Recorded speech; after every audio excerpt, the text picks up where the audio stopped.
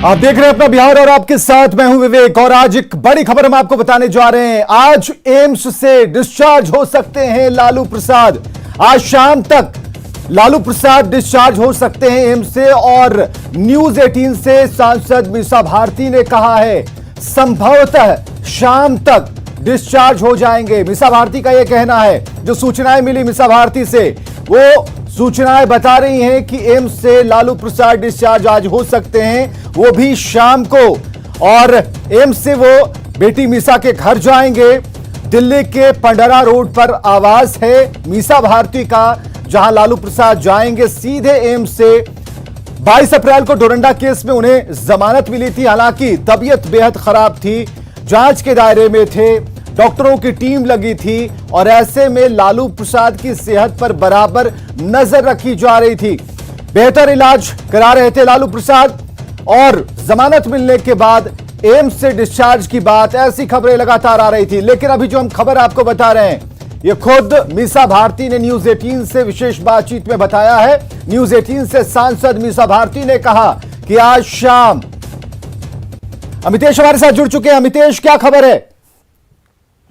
देखिए, लालू प्रसाद यादव को जमानत मिल चुकी थी, लेकिन दिल्ली में एम्स में थे, उनका इलाज चल रहा था, जहां पर नेफ्रोलॉजी डिपार्टमेंट में उनका इलाज चल रहा था डॉक्टर भौमिक की निगरानी में।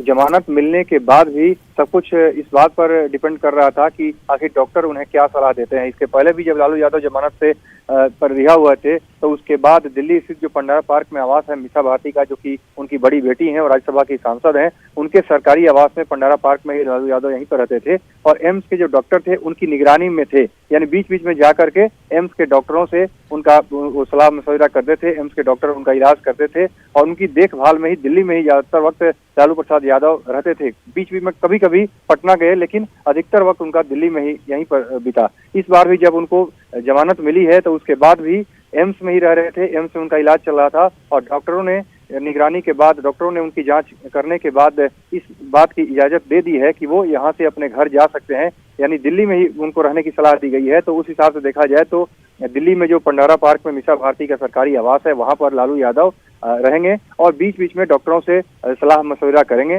डॉक्टरों की निगरानी में रहेंगे। और दिल्ली में रहने से ज्यादा उनको फायदा होगा कि जो उनकी हेल्थ काफी देखा जाए तो नासाज बनी हुई है, लगातार कई तरह की उनको बीमारियां हैं, इसलिए दिल्ली में रहते हुए इलाज भी बेहतर करा सकेंगे और एम्स के जो डॉक्टर हैं उनके संपर्क में भी लालू यादव रह सकेंगे। तो फिलहाल जो खबर मिल रही है उसके मुताबिक, उस खबर के मुताबिक लालू प्रसाद यादव आज शाम तक मीसा भारती के सरकारी आवास पंडारा पार्क पर आ सकते हैं और आज उन्हें एम्स से डिस्चार्ज किया जा सकता है। चलिए, बहुत बहुत शुक्रिया अमितेश तमाम जानकारियों के लिए, बातचीत के लिए। और पटना से बड़ी खबर आ रही है, जहां पुलिस की विशेष टीम इस्कॉन मंदिर पहुंची है। महिलाओं की चेन गायब होने के मामले में छानबीन करने के लिए पुलिस की टीम इस्कॉन मंदिर पहुंची। कल ही उद्घाटन हुआ है, मुख्यमंत्री मौजूद थे, राज्यपाल मौजूद थे और ऐसे में पूछताछ की जा रही है। सीसीटीवी फुटेज खंगालने के लिए पटना पुलिस पहुंची है। एक महिला को पुलिस ने हिरासत में लिया है और महिला से कोई भी जानकारी अब तक नहीं मिल पाई है। पटना इस्कॉन मंदिर के उद्घाटन कार्यक्रम में 1 दर्जन महिलाओं के, तकरीबन 12 से अधिक महिलाओं के गले से सोने की चेन छीनने का मामला तूल पकड़ता जा रहा है और पूरे मामले पर पटना पुलिस में खलबली मची है। कोतवाली पुलिस को विशेष जांच करने का निर्देश दिया गया। आदेश मिलने के बाद कोतवाली थाने की पुलिस दल बल के साथ इस्कॉन मंदिर पहुंची है, सीसीटीवी फुटेज खंगाल रही है और सीसीटीवी के आधार पर कौन कौन सी महिलाओं ने इन गतिविधियों को अंजाम दिया या फिर जिनकी गतिविधियां संदिग्ध लग रही हैं, उन्हें चिन्हित किया जाएगा और इस पर पुलिस का विशेष फोकस है, विशेष ध्यान है। उधर इस मामले में गिरफ्तार एक महिला से पूछताछ हुई है, लेकिन पूरे गैंग के बारे में पुलिस को कुछ भी नहीं बता पा रही। पुलिस फरार आरोपियों की गिरफ्तारी के लिए छापेमारी कर रही है।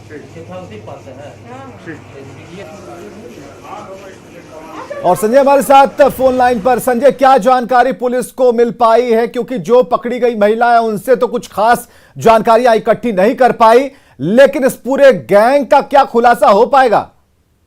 जी बिल्कुल, देखिए, और पटना पुलिस के अधिकारियों से जो बातचीत हुई है उनका साफ तौर पर यह कहना है कि तकरीबन 15 से अधिक महिलाओं के गले से सोने की चेन जो उड़ा ली गई है, इसमें एक गैंग जो है, एक शातिर गैंग जो है वो पहुंच गया था इस्कॉन मंदिर में और उसके कई मेंबर्स जो थे उन्होंने भीड़ का फायदा उठाया और इस तरह की घटना को अंजाम दिया।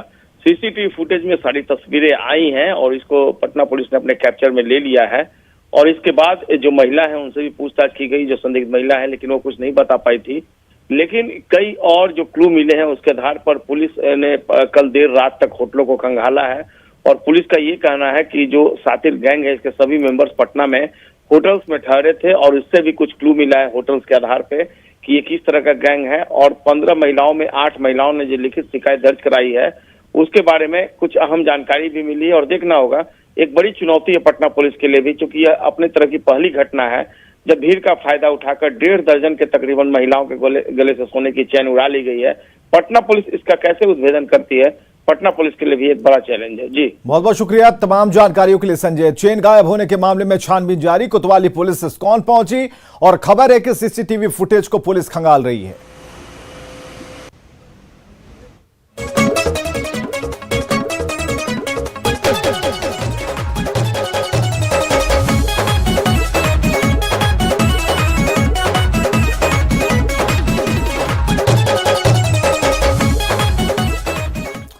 भोजपुरी गानों में जाति सूचक बोल के इस्तेमाल पर न्यूज 18 की खबर का बड़ा असर हो गया। न्यूज 18 पर खबर चलने के बाद कला संस्कृति मंत्री आलोक रंजन झा का बड़ा बयान आया। उन्होंने कहा कि भोजपुरी में जाति सूचक गाने बंद होंगे क्योंकि ये गाने सही नहीं हैं और इनका समाज पर विपरीत असर पड़ता है। उन्होंने ये भी कहा कि अब तक इस संबंध में कोई शिकायत नहीं मिली है और अगर शिकायत मिलती है तो उस पर तुरंत कार्रवाई होगी। हालांकि उन्होंने कहा कि उन कलाकारों को भी ध्यान देना होगा जो अपनी टीआरपी बढ़ाने के लिए इस तरह के गाने गाते हैं। उन्होंने कहा है कि कलाकारों को इसका खास ख्याल रखना चाहिए, तभी भोजपुरी फिल्मों और गानों में अश्लीलता और जाति सूचक गाने बंद होंगे। भोजपुरी फिल्मों में अब जाति के नाम पे गाने बज रहे हैं, जिसको लेकर काफी हंगामा मचा हुआ है। कई सारे भोजपुरी स्टारों ने मांग की है कि इस तरीके से जाति पर जो गाने बनते हैं उस पर बैन करना चाहिए। इस वक्त हमारे साथ कला संस्कृति मंत्री आलोक जी हैं। आलोक सर, ये जो नई नए परिपाटी की शुरुआत हुई है कि जाति के नाम पे गाने बजते हैं और किसी खास जाति को टारगेट करके जो बनाया जाता है, जो बजाया जाता है, उससे माहौल खराब हो रहा है, तो क्या इस पर रोक लगनी चाहिए? निश्चित रूप से मेरे संज्ञान में ऐसा नहीं आया है, ना ही किसी का पत्र मेरे पास आया, ना इस संदर्भ में मेरे संज्ञान में कुछ आया है। लेकिन जैसा कि आपके द्वारा कहा जा रहा है कि किसी भी गाने में जाति शब्द का प्रयोग हो रहा है, तो हम समझते हैं निश्चित रूप से यह गलत है। जाति शब्द का प्रयोग कहीं भी किसी भी चीज़ में, वैसे भी जाति का प्रयोग जो है सो कहीं भी किसी चीज़ के लिए नुकसानदायक है। हम सब समाज, सब जाति के लोग एक साथ हम लोग रहने वाले लोग हैं, इसलिए कहीं भी यदि जाति शब्द का प्रयोग करके किसी जाति को टारगेट किया जाता है तो ये बिल्कुल गलत है। मेरे संज्ञान में आएगा तो हम इस पर देखेंगे, इसके लिए माननीय मुख्यमंत्री जी को इस का ध्यान आकृष्ट करेंगे। क्योंकि आप ही के पार्टी के हैं जो भोजपुरी स्टार हैं पवन सिंह, उन्होंने मुख्यमंत्री को पत्र भी लिखा और इस तरीके से बैन करने की मांग की है, तो आप ही के पार्टी से जुड़े हुए नेता उन्होंने ये मांग किया है। नहीं, ठीक है, हमारे पास ऐसा कोई पत्र नहीं है। माननीय आपने आप ही के आधार पर माननीय मुख्यमंत्री जी को लिखे हैं, तो निश्चित रूप से माननीय मुख्यमंत्री जी इस पर संज्ञान लेंगे। मेरे पास आएगा तो हम भी इसके लिए माननीय मुख्यमंत्री जी को इसकी सूचना देंगे। जो भी गाना से जुड़े लोग हैं उनको भी इस चीज को ध्यान देने की आवश्यकता है कि अपने लोकप्रियता बढ़ाने के लिए, व्यूअर्स को बढ़ाने के लिए इस प्रकार के गाने को गा करके समाज को खराब करने का काम नहीं करें। ये स्वयं भी उनको देखना पड़ेगा। रुकता है तभी समाज में कोई चीज, जबकि दोनों पक्ष उसमें काम करे। एक तरफ सरकार भी यदि अपना पहल करती है, दूसरी तरफ स्वयं समाज को भी आगे आना पड़ेगा। तो हम समझते हैं कि जब दोनों आगे आएंगे तभी कोई चीज को रोकने में आसानी होती है। तो कला संस्कृति मंत्री ने बड़ा बयान दिया है कि सिर्फ कह देने भर से कि भाई अश्लीलता और जाति सूचक गाने न बनाए जाएं और इस पर रोक लगाने की मांग करने के लिए जो कलाकार मांग कर रहे हैं, उन्हें भी इस तरह के गाना गाने से परहेज करना चाहिए। कैमरामैन दीपक के साथ आनंद अमृतराज, न्यूज 18 नेटवर्क, पटना। तो भोजपुरी फिल्मों पर अश्लीलता फैलाने के आरोप तो सालों से लगते रहे हैं, लेकिन अश्लीलता से आगे बढ़कर भोजपुरी गाने अब जातिवाद का जहर घोल रहे हैं। गानों के बोल इतने बेहुदा टाइप के हैं कि आप उसे सार्वजनिक जगह पर बोल नहीं सकते। एक जाति की बेटी के संबंध दूसरी जाति के बेटे से बताकर मनोरंजन के नाम पर अश्लीलता परोसी जा रही है और ये गाने न सिर्फ यूट्यूब पर बल्कि समाज में जातिवाद का जहर फैला रहे हैं। एक जाति के कलाकार दूसरे जाति के कलाकारों की जाति का नाम लेकर गाना गा रहे हैं और न सिर्फ एक दूसरे को आहत कर रहे हैं बल्कि जातिवाद का जहर और नफरत फैला रहे हैं। जातिवाद के जहर पर समय रहते अंकुश लगाना जरूरी है, नहीं तो यह जहर पूरे समाज को निगल जाएगा और इन गानों से बिहार के बाहर देश और दुनिया में बिहार की क्या छवि बन रही है, ये कहने की जरूरत नहीं है। ऐसे में यह कहना जरूरी है कि जात पात पर गाना बंद करो। भोजपुरी गानों में फैल रहे जातिवाद के जहर को लेकर भोजपुरी गायक पवन सिंह ने मुख्यमंत्री नीतीश कुमार से इस पर अंकुश लगाने की अपील की है। उन्होंने ट्विटर पर लिखा है, बिहार की सभ्यता संस्कृति में भोजपुरी का बहुत ही बड़ा महत्व है।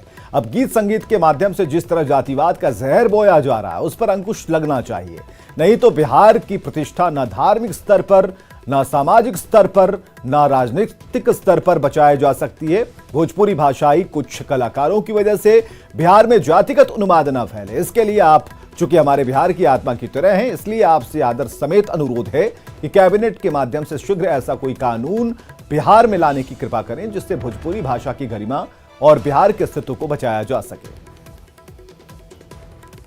तो जातिवाद के जहर पर कुछ सवाल हैं। सवाल ये हैं कि भोजपुरी गायक समाज में क्या घोल रहे हैं जहर। सवाल है कि जातिवादी गायकों पर कार्रवाई क्यों ना हो। सवाल यह है कि जातिवाद के जहर ने भोजपुरी को क्या बर्बाद कर दिया। सवाल यह है कि क्या भोजपुरी में फूहड़ जो गाना है वो क्या सफलता की गारंटी होती है। सवाल यह है कि भोजपुरी की समृद्ध विरासत को ऐसे गायक बिगाड़ रहे हैं और क्या दर्शकों और श्रोताओं को नहीं चाहिए कि इनका बहिष्कार किया जाए।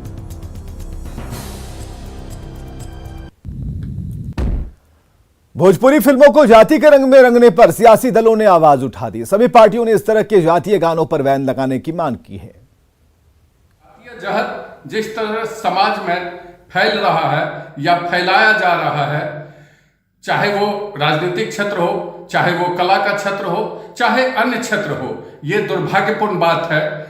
इसके फैलाव को रोकने में समाज को आगे बढ़ कर करके समाज को ही एंटीडोट बनना पड़ेगा इस जहर के खिलाफ, तभी इस जहर को खत्म किया जा सकता है।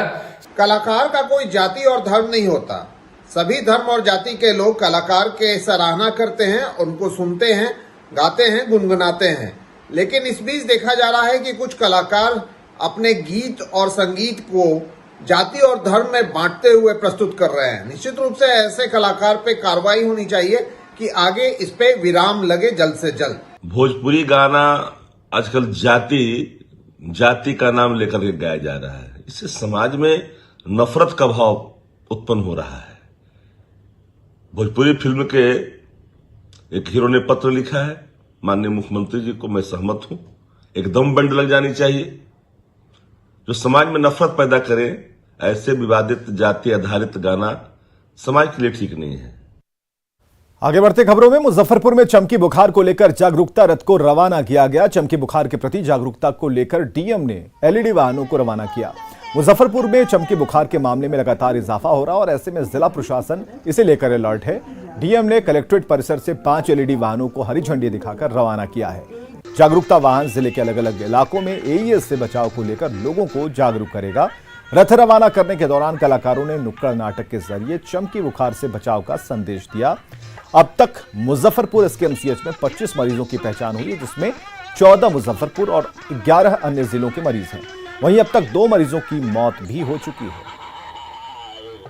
चमकी बुखार को लेकर के जिला प्रशासन इस पर कृत संकल्पित है कि हम लोगों को यथासंभव इस बीमारी से बच्चों को ग्रसित नहीं होने देना है और इसको लेकर के जन जागरूकता का व्यापक अभियान चलाया जा रहा है। हर एक पंचायत में हमारे पदाधिकारी लगातार जा रहे हैं और प्रचार प्रसार के तमाम उपाय किए जा रहे हैं। हम लोगों ने पैम्फलेट बंटवाए हैं, गाँव में चौपाल लगाया जा रहा है। मुजफ्फरपुर में पहली बारिश में नगर निगम की मुस्तैदी की पुल खुल गई। पहली बारिश के बाद शहर का व्यस्त मार्केट मोती झील में ही तब्दील हो गया।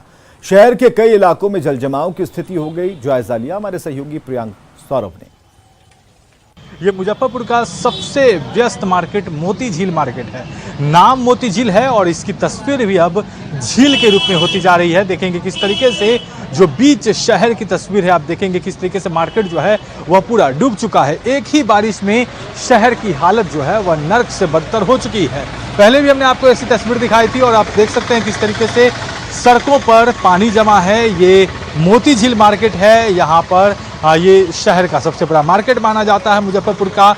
और ऐसे में जहाँ एक तरफ लगन का समय चल रहा है और शादी विवाह के माहौल में दुकानों में भीड़ होती है, वहाँ पर ऐसे अगर हालात रहेंगे तो लोग दुकानों तक कैसे पहुंचेंगे। स्थिति बहुत ही ज़्यादा खराब है। बीते कई महीनों से स्मार्ट सिटी परियोजना को लेकर काम चल रहा है, लेकिन नाले का पानी जो है वह भी सड़क पर आ रहा है। और बारिश से जो स्थिति खराब हुई है वह पहली ही बारिश में शहर की पोल खुल रही है, नगर निगम की पोल खुल रही है। तस्वीर एक बार आप फिर से देख सकते हैं।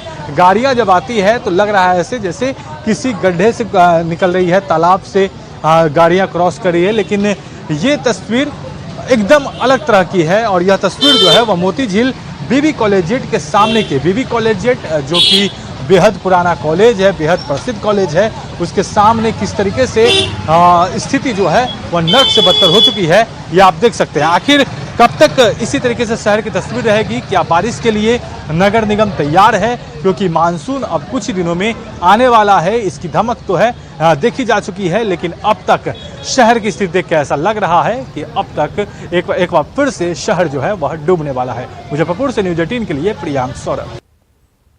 और आगे देखिए जोहार झारखंड।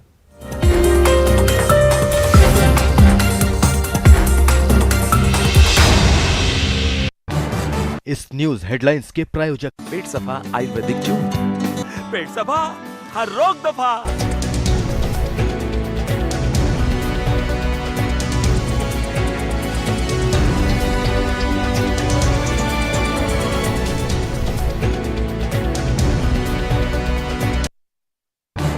इस न्यूज हेडलाइंस के प्रायोजक पेट सफा आयुर्वेदिक जून, पेट सफा हर रोग दफा।